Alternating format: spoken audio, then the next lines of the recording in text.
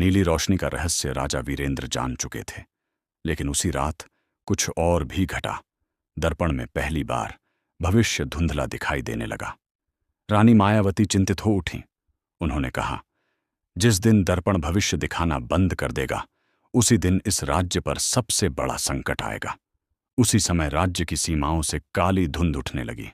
लोग बीमार पड़ने लगे, फसलें सूखने लगीं और जानवर अजीब तरह से रात में चिल्लाने लगे। एक प्राचीन ग्रंथ से पता चला कि नीली रोशनी कोई वरदान नहीं, बल्कि एक बंधन थी।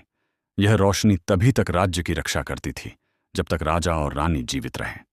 लेकिन अब दर्पण ने दिखाया, राजा वीरेंद्र का अंत निकट है। राजा ने निर्णय लिया। उन्होंने रानी से कहा, अगर मेरे बलिदान से राज्य बच सकता है तो मुझे कोई भय नहीं। अमावस्या की रात राजा ने उस जादुई दर्पण के सामने खड़े होकर अपना जीवन अर्पित कर दिया। जैसे ही उन्होंने तलवार नीचे रखी, नीली रोशनी तेज हो गई और अगली सुबह राजा नहीं थे। राज्य बच गया, लेकिन रानी अकेली रह गईं। कहते हैं उसी दिन रानी मायावती भी धीरे धीरे अदृश्य हो गईं।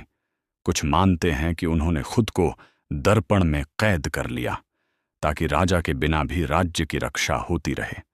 आज भी जब नीली रोशनी दिखाई देती है तो लोग कहते हैं, राजा बलिदान है, रानी प्रहरी हैं और चंद्रगढ़ अब भी जीवित है।